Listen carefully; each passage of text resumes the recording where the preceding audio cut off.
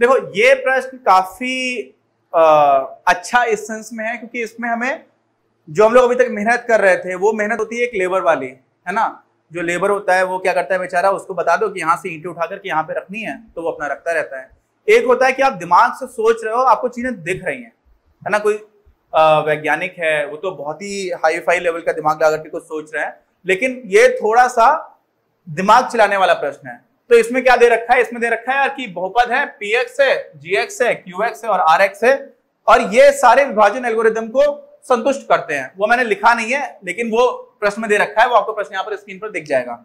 अभी क्या है, हमसे बोला क्या जा रहा है कि ऐसा कुछ बताओ, ऐसे कुछ बहुपद बताओ जहां पर ये चीजें संतुष्ट हो रही हो।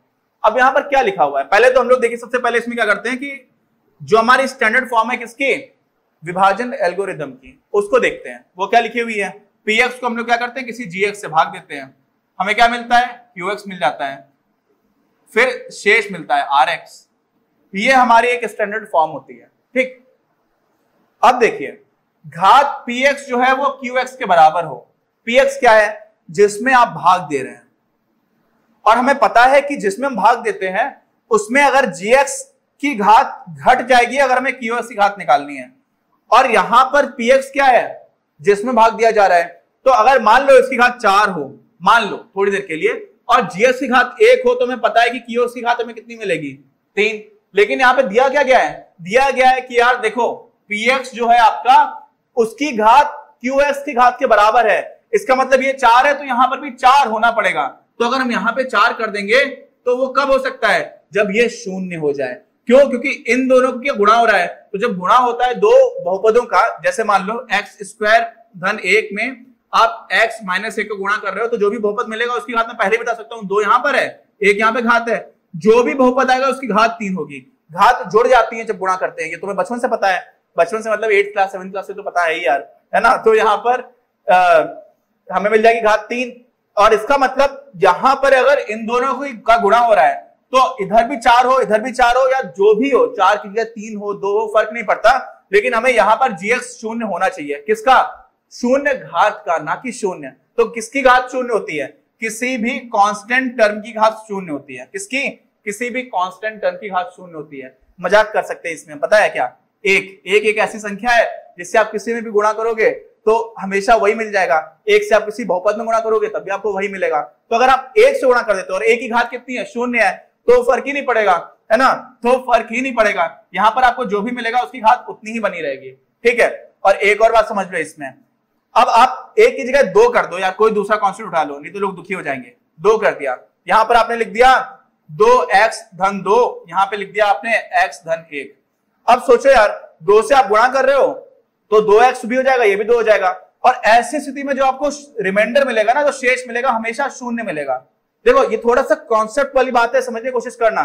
px और qx की घात बराबर है, वो तभी हो सकती है जब gx कोई कांस्टेंट हो, कोई अचर हो, 2 हो, 5 हो, 1 लाख हो, 15,000 हो, उसमें अचर जो अचर ही हो, सिर्फ चर ना आ रहा हो, x नहीं होना चाहिए। तो यहाँ पर x की घात 0 होगी, तो कोई भी चर, कोई भी आपका अचर होता है, जैसे 17 है, इसमें क्या है, ये 17 गुणा x की घात 0 तो हो सकता है, तो इसकी जो घात है बहुपद के हिसाब से, तो वो क्या हो जाएगी, 0 हो जाएगी, और तभी ये संतुष्ट हो सकता है। और अब सोचिए कि आप क्या कर रहे हो, आपने यहां पर एक कांस्टेंट रख दिया और फिर आप गुणा कर रहे हो, तो आपको घातें तो बराबर मिल जाएंगी, और ऐसी स्थिति में जो आपको शेष मिलेगा वो हमेशा 0 मिलेगा। क्यों, क्योंकि आप सीधे इसमें किसी एक संख्या से तो गुणा कर रहे हो, तो इसमें किसी संख्या से गुणा किया, आपको ये मिल गया, तो शेष क्या रहा, कुछ भी नहीं रहा, है ना। तो ये आपका हो गया पहला उदाहरण। इसमें क्या नहीं समझ में आया हो मुझे कमेंट में लिख करके जरूर बताना, क्योंकि ये इंटरेस्टिंग है, और ये आएगा आपको तो दिखना स्टार्ट हो जाएगा। ये आप समझ तब कर पाओगे जो आपको विभाजन एल्गोरिदम में क्या मतलब है वो समझ में आएगा। और इसी का जो दूसरा खंड है वो हम लोग अभी कर लेते हैं। ये रहा हमारा दूसरा प्रश्न, है ना, तो इसको दूसरा भी कर देते हैं, कोई बात नहीं। इसमें क्या दिया गया है कि qx की जो घात है वो rx की घात के बराबर है। समझना, इसको समझना अच्छे से। देखो px की घात तो सबसे ज्यादा होगी आमतौर पर, क्यों, क्योंकि उसमें आप भाग दे रहे हो, तो किसी बड़ी चीज में भाग दोगे ना, तो यहां पर जो px है वो उसकी घात कुछ ज्यादा होगी। मान लेते हैं इसकी घात 4 है। अब आपने अगर gx से भाग दिया और मान लो gx की घात कितनी है, 1 है, तो rx की जो घात है ना बेटा वो 0 ही होगी। क्यों, क्योंकि gx से हमेशा छोटा होगा और निगेटिव तो हो नहीं सकता, तो 1 से छोटी संख्या जो निगेटिव ना हो सिर्फ 0 होती है। तो आर एक्स की घात क्या हो जाएगी, शून्य हो जाएगी। और यहां पर क्यू एक्स आपको क्या मिलेगा, जब इसकी घात 1 है, इसकी 4 है, तो 4 से 1 घटा दोगे तभी तो इसकी घात मिलेगी, इसकी घात हो जाएगी 3। और हमें दिया क्या गया है, हमें तो दिया गया कि घात जो क्यू एक्स की है वो आर एक्स के बराबर हो। इसका मतलब क्या हुआ कि आर एक्स की घात और इसकी घात बराबर हो। तो यहां पर अगर शून्य घात है तो यहां पर भी शून्य करो, जरूरी नहीं है शून्य, कुछ भी हो सकता है। तो शून्य नहीं रखते हैं हम लोग, कुछ और घात भी रख लेते हैं, लेकिन सबसे बड़ी कंडीशन क्या है वो पहले मिलाते हैं। जो कंडीशन दी गई हम लोग वहां से स्टार्टिंग करके देखते हैं। आर एक्स की घात मान लो आप 1। अब अगर आर एक्स की घात 1 है तो पहली चीज तो ये समझ में आ जाएगी कि क्यू एक्स की घात भी 1 होगी। क्यों? क्योंकि यही तो आपको निकालना है, ये आपको दे रखा है, जो दे रखा है वो तो मानोगे कि नहीं मानोगे, इतनी जिद करोगे। सनी देओल की एक मूवी थी जिद्दी, और जो बचपन में बहुत अच्छी लगती थी, मतलब बहुत ज्यादा मूवीज नहीं देखा था बचपन में, कॉलेज में बहुत मूवीज देखी है मैंने। तो वो जिद्दी मूवी ऐसी थी कि वो बहुत जिद्दी रहता था और बहुत लड़ाई करता था सबसे, तो वो भी मान लेगा ये। क्यों? क्योंकि वो उसको भी दिख रहा है कि ये तो सवाल में दिया गया है। अब आप उससे भी ज्यादा जिद्दी हो तो फिर भले ही ना मानो, ये तो सवाल में दे रखा है। क्या दे रखा है कि आर एक्स की घात है वो क्यू एक्स की घात के बराबर होगी, हो गई। दूसरी चीज आपको क्या समझ में आएगी यहां से, दूसरी चीज आपको समझ में आएगी यार कि जिससे भी हम भाग देते हैं ना, ये हमारा भाजक है, जीएस को हम लोग भाजक मानते आए हैं अपनी विभाजन एल्गोरिथम में। तो भाग जिससे दे रहे हैं उससे कम घात होती है हमेशा किसकी, उससे कम होती है हमेशा घात शेष की।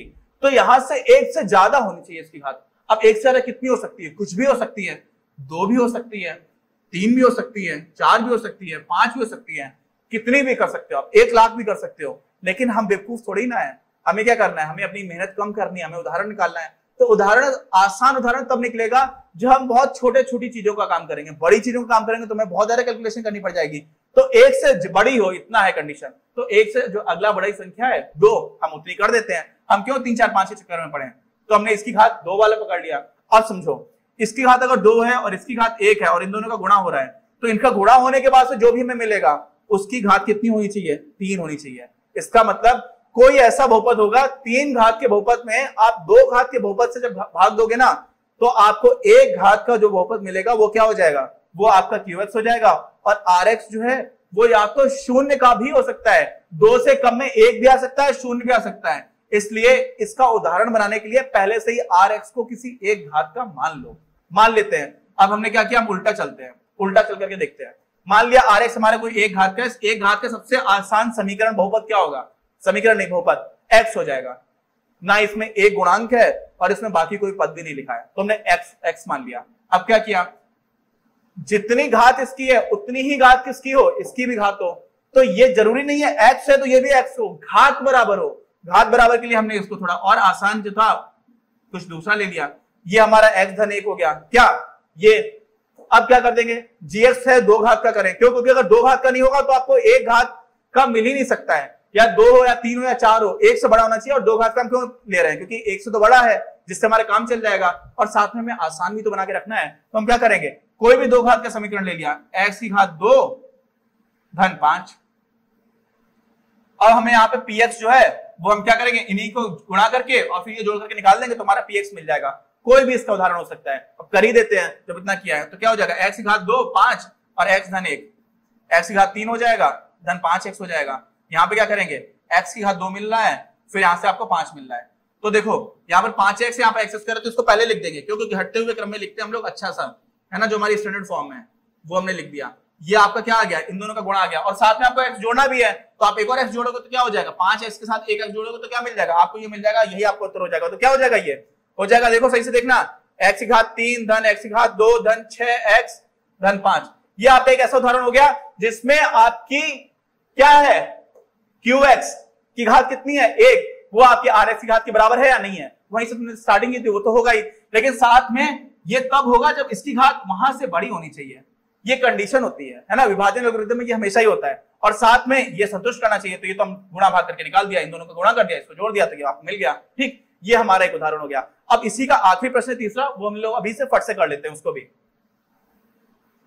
ये हमारा तीसरा पार्ट है। इसमें क्या है, इसमें आर एक्स जो है उसको कितना बता रखा है, उसकी घात को 0 बता रखा है, आर एक्स को नहीं। आर एक्स की घात 0 किसकी घात होती है, किसी भी कांस्टेंट टर्म की, कुछ भी लिख दिया है ना, कुछ भी लिख दो, उसकी घात क्या है 0 है।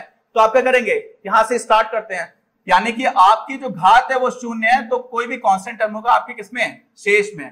यहां पे आपको क्या चाहिए होगा, क्यू एक्स, यहाँ पे क्या आएगा gx और यहाँ पे क्या आएगा px। अब मैं लिख नहीं रहा हूं, अब आप सोचना स्टार्ट करो, मैं लिख दूंगा तो आपके लिए बहुत आसान हो जाएगा, लेकिन अब आपको समझ में आना चाहिए क्योंकि हम लोग इतने सारे प्रश्न कर चुके हैं। तो अब क्या होगा, इसकी घात अगर शून्य है तो इससे ज्यादा किसकी घात होती है जिससे आप भाग देते हो, तो gx की घात इससे ज्यादा होनी चाहिए। आसान उदाहरण ले लेते हैं, x ऋण 1 ले लिया, ठीक। अब x ऋण 1 से आपने क्या किया, भाग दिया, तो यहां पर जो भी आपको मिलेगा वो कितनी भी घात का हो सकता है। अब यहां पर अगर कोई कांस्टेंट हम ले लेंगे तो भी काम चल जाएगा हमारा, ऐसा नहीं कि नहीं चलेगा, लेकिन कांस्टेंट की जगह बहुपद दिखे, चलो अच्छा कांस्टेंट से ले लेते, आप कंफ्यूज मत होना। अब कांस्टेंट से लिया और उसमें आप 8 जोड़ रहे हो तो वास्तव में पहले से ही हल किया जा सकता था, तो यहाँ पर शेष लिखने की अलग से जरूरत पड़ने की जरूरत थी नहीं, लेकिन उसके बाद भी इसलिए हम लोग इसको यहाँ पर कांस्टेंट नहीं लेते हैं। अब क्या करेंगे, ये घात का है, आसान बनाना है तो यहाँ पर हम एक ही घात को कुछ और लिख लेते हैं, कुछ भी लिख दीजिए, 2x धन 3 लिख दिया, इन दोनों का गुणा कर दीजिए और उसके बाद से 8 जोड़ दीजिए, जो भी मिलेगा वो आपका उत्तर हो जाएगा। तो वो करके देख लेते हैं, कर देते हैं यार। जो कांस्टेंट यहाँ पर नहीं लेने वाली बात क्यों मैंने बोली थी, देखो कांस्टेंट ले लो तो काम क्या होगा, देखो दिक्कत क्या होगी, कई लोग घबरा जाते हैं कि क्या बता दिया मुझे समझ में नहीं आया। 7 से गुणा करके देखो तो आपको क्या मिलेगा, 7x ऋण 7 मिलेगा, फिर उसमें आप 8 जोड़ दोगे तो आपको क्या मिल जाएगा, आपको मिल जाएगा 7x धन 1, ये मिल जाएगा।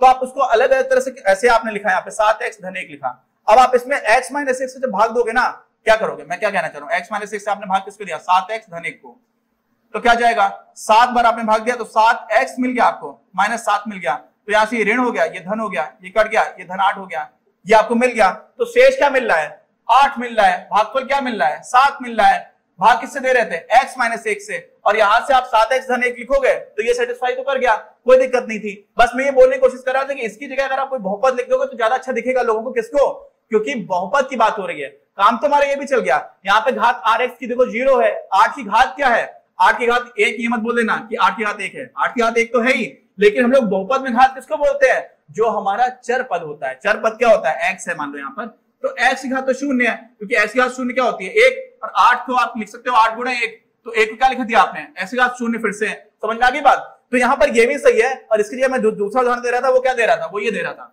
वो आपको दे रहा था, यहाँ पर मैंने 2x प्लस 3, 2x धन 3 लिख दिया था, तो थोड़ा और सुंदर दिखता, उससे कोई फर्क थोड़ी पड़ता, 2x धन 3। अब देखिए 2x धन 3 में आप x माइनस 1 से गुणा करोगे, क्या मिलेगा, 2x स्क्वायर धन 3x माइनस 2x माइनस 3, क्या हो गया, 2x की घात 2 धन x माइनस 3, ये हो गया। इसमें आप 8 जोड़ दोगे तो धन 5 हो जाएगा, तो क्या हो जाएगा, ये आपका उत्तर हो जाएगा।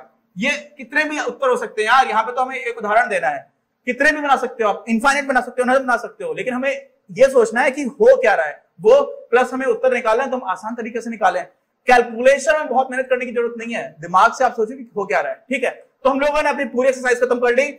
हमारे इसमें एक और एक्सरसाइज दे रखी 2.4, वो एग्जामिनेशन पॉइंट ऑफ व्यू से इंपॉर्टेंट नहीं है, लेकिन वो करेंगे तो और अच्छा रहेगा। अगर आप बताते हैं तो मैं आपके लिए वो वाली एक्सरसाइज के सारे क्वेश्चंस कर दूंगा, जिसमें हम लोग त्रिघात समीकरण और त्रिघात बहुपद की बात करते हैं, ठीक है। उसमें भी जो मूल होते हैं हमारे, उसका भी कुछ गुणांकों के साथ लेना देना होता है, वो भी हम लोग देखेंगे। मिलेंगे हम लोग अपने अगले वीडियो में। आपको अगर ये वीडियो कैसा लगा आप ये जरूर कमेंट बॉक्स में लिख करके बताइए। और बाकी जिन लोगों को जरूरत है, जो हिंदी मीडियम में पढ़ने वाले बहुत सारे ऐसे बच्चे हैं जो कोचिंग अफोर्ड नहीं कर सकते, ट्यूशन नहीं जा सकते, उन लोगों को मेरी पूरी कोशिश है कि उन सारे लोगों को भी इसका लाभ मिले। तो आप ऐसे लोग अगर जानते हैं तो उनके साथ ये वीडियो जरूर शेयर करें। मिलेंगे हम लोग अपने अगले वीडियो में।